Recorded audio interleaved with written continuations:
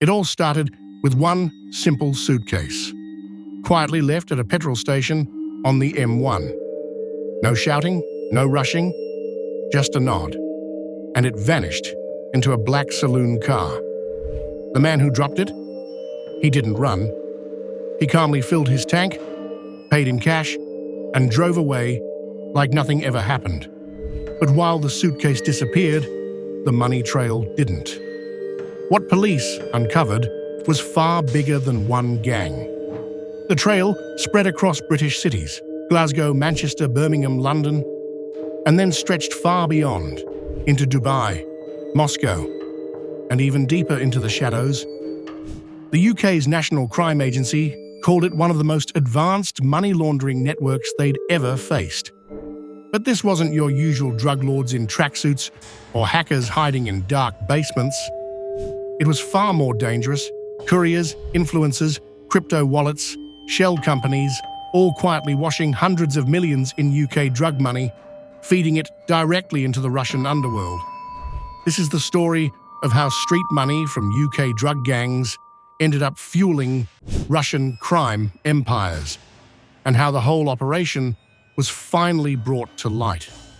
But it didn't start with some dramatic shootout or early morning police raid.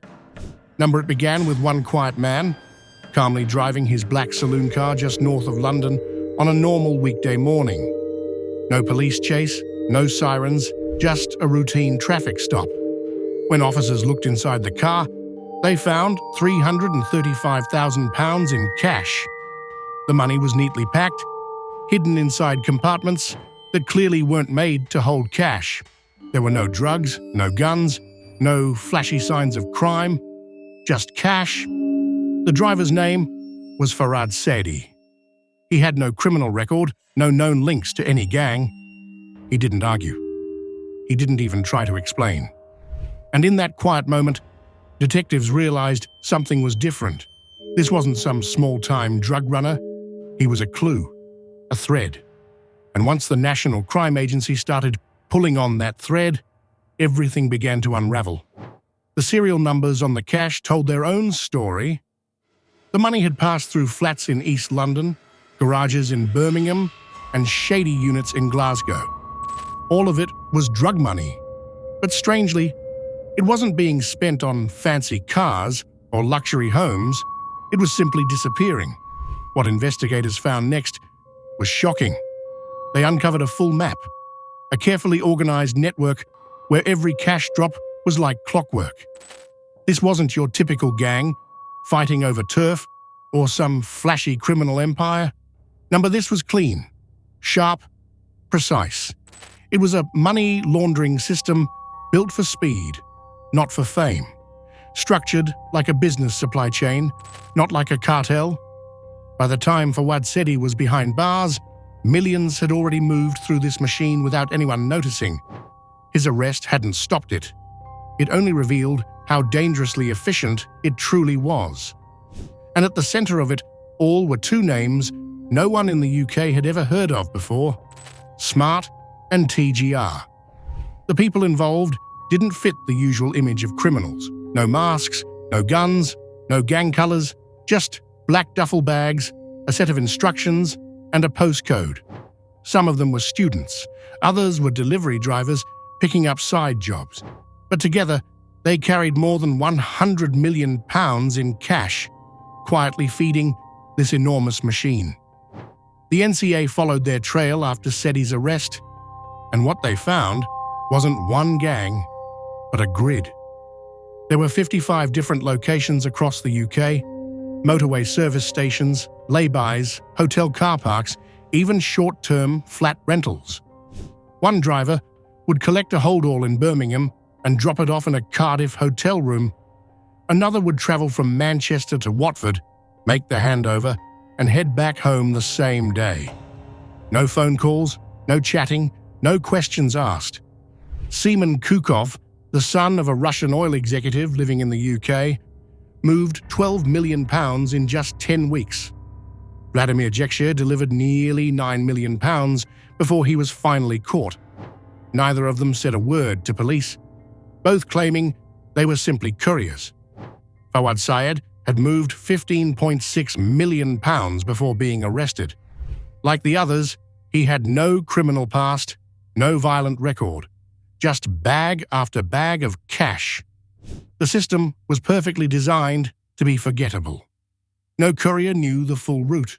No drop point was used twice.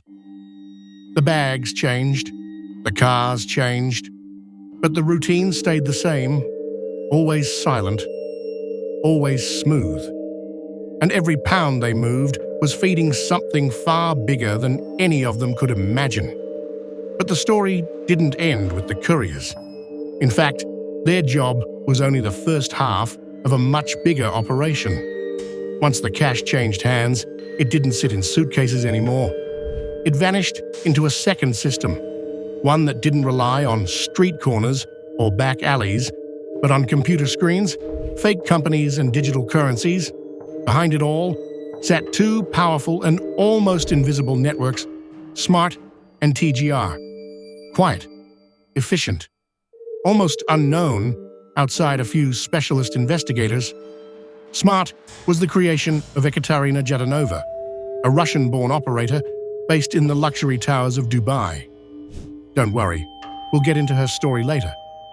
TGR was different, less public, more deeply hidden.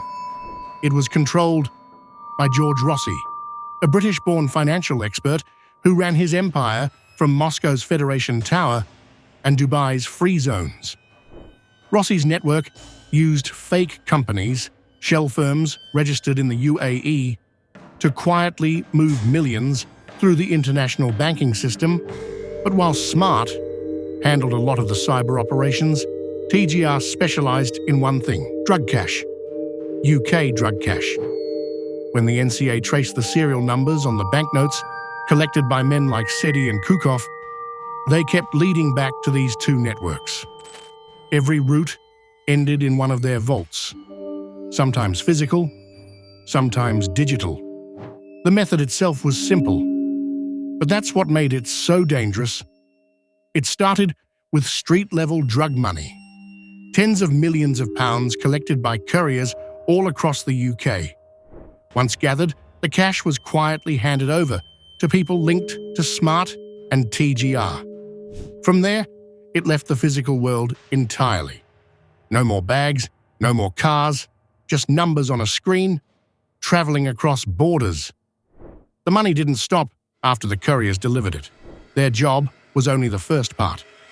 After the cash changed hands, it went into a second system, one that didn't work on the streets, but behind computer screens, fake companies, and cryptocurrency.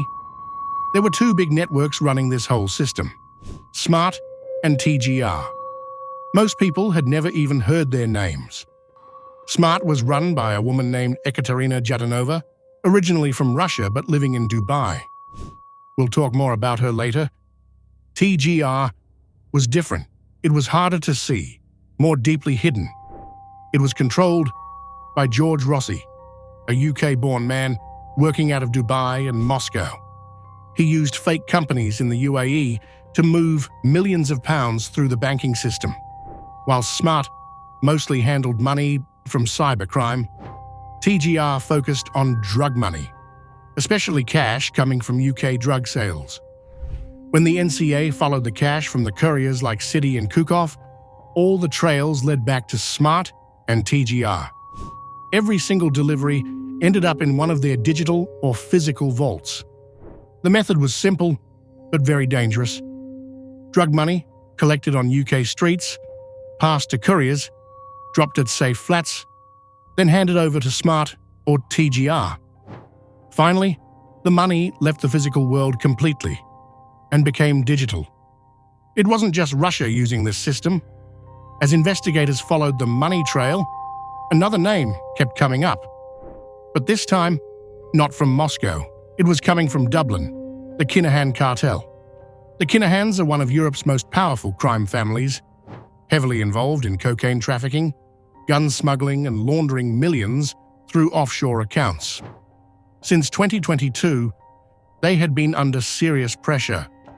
The US government had placed sanctions on Daniel, Christopher, and Christy Kinahan even offering a $5 million reward for information leading to their arrests. But while police and intelligence agencies hunted them, the Kinahans were still quietly moving their drug money, and they were now using the same laundering networks as the Russians. Cash from Kinahan-linked crews based in Manchester, Liverpool, and Birmingham was getting funneled through the exact same channels as Russian criminal funds, mixed in with crypto, ransomware payments, and oligarch money. The Russians had built a system that worked fast, clean, and hard to track. And now, the Kinahan cartel, under pressure in Ireland and Spain, were using that same system to keep their own money moving. Investigators even believe the connection between the Russians and Kinahans may have been even deeper than just shared business. As investigators dug deeper, they found something even more disturbing than drugs or money laundering. The Russians and the Kinahan cartel weren't just using similar methods. They were sharing the same money laundering network, the same people, the same wallets, even some of the same properties were involved. These weren't separate criminal empires anymore. They had all become customers of one giant machine. Very quickly, this case went far beyond gangs, drugs, or cybercrime. It became political, and dangerously so. The same secret financial routes that cleaned money for drug lords were now being used by Russian intelligence, state-backed media, and sanctioned Russian oligarchs. What started with one man caught with cash in a car had now exposed something much darker. The money trail led directly into Russian state banks, propaganda operations, and even Kremlin-linked assets right inside the UK. Documents seized during the investigation showed that both TGR and SMART were funneling funds directly into Russian state media, including RT, Russia Today, in the UK. When RT faced sanctions in 2022, they simply switched to crypto, with funds cleaned and moved through Dubai shell companies controlled by Rossi and Jadanova. But it didn't stop there. Shell companies tied to TGR were also investing in properties for sanctioned Russian officials, like Vladimir Magomedov, who was linked to Russia's Ministry of Defense. Some of these crypto wallets were even processing ransomware payments from Western companies, money that may have come from Russian-sponsored cyber attacks and was then recycled to fund their own state operations. At this point, UK authorities no longer saw this as just a criminal network. They officially classified it as a national security threat. Because this wasn't only about hiding drug money anymore, it was about hiding political money, protecting state power, and allowing Russian interests to quietly operate on British soil. The laundering machine was no longer serving just one empire. Now it was serving two. By the time investigators finally realized how big this operation was, it was clear this wasn't just about street-level drug money. This was huge, global, and deeply connected across borders. The UK's National Crime Agency, NCA, knew they couldn't take this on alone, so they launched something massive, Operation Destabilize, a multi-country operation built on over 3 years of secret intelligence. This time, the NCA joined forces with some of the world's most powerful agencies, the FBI, DEA, Ireland's Gardaí, the French financial police, and international sanctions teams. What had started with just one suitcase of cash left in a car boot had now grown into a global 5-nation manhunt. The raids kicked off in late 2023 and continued through 2024. Arrest teams moved in across London, Manchester, Glasgow, Birmingham, and even into the Channel Islands, Dubai, Ireland, and France. In France, police arrested Ekaterina Jadanova, the mastermind behind SMART. In Ireland, customs officers seized crypto wallets tied to the Kinahan cartel. And in Dubai, regulators froze TGR's shell companies and erased them from business registries.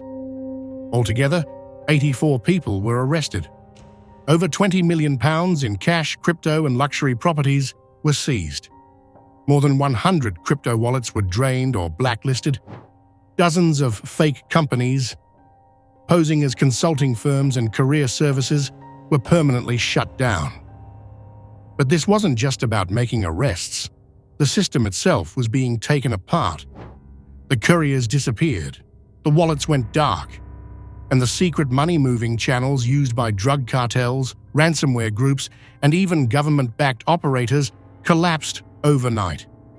The NCA later called it the most significant money laundering network ever dismantled on UK soil.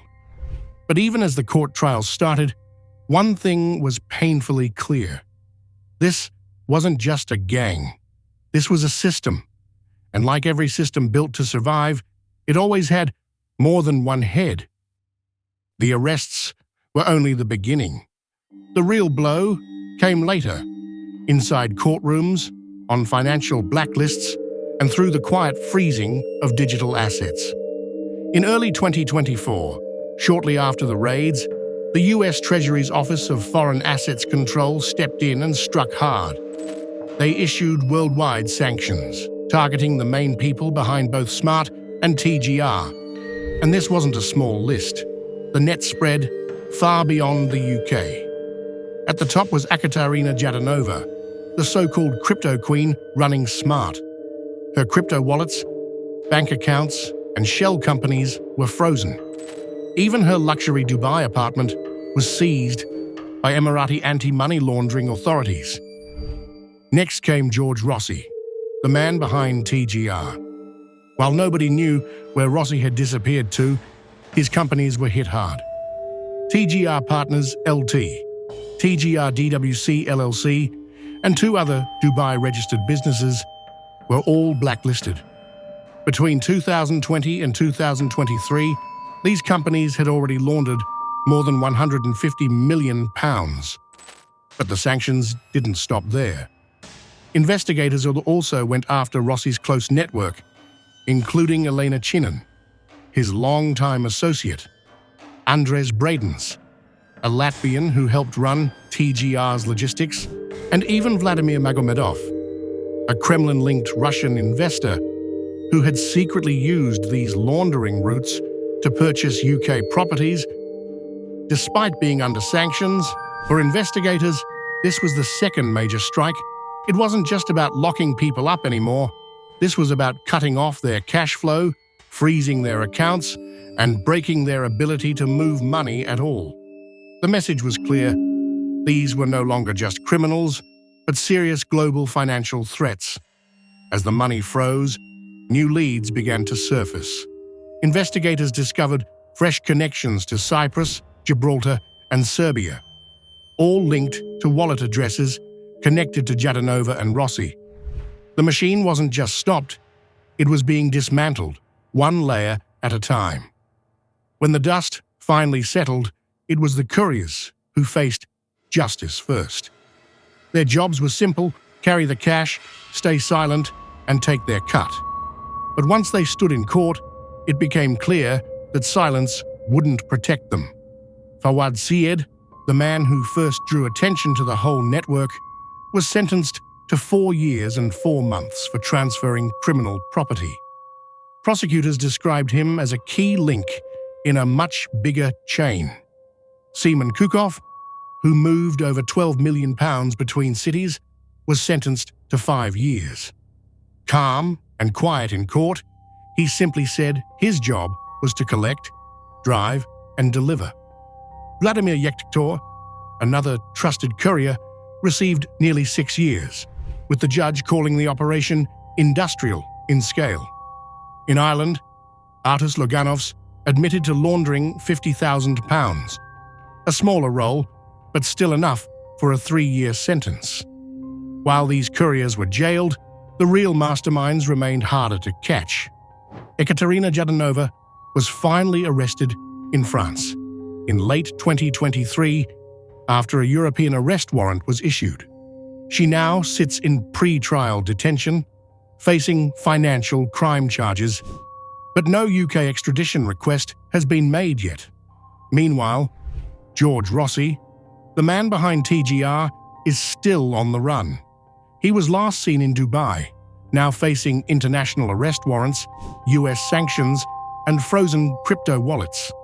His companies have all been shut down. Even after all the arrests, seizures, and court cases, one question remains: how many more couriers, wallets, and clients have escaped unnoticed? And how many are still waiting to take their place? Was this just the tip of the iceberg, or did the NCA only scratch the surface of something much bigger? If you've got thoughts, drop them in the comments. And if you want more real UK crime stories like this one, subscribe to UK Crime Stories, hit the like button, turn on notifications, and join us for the next case. Because believe me, there's always another story to uncover.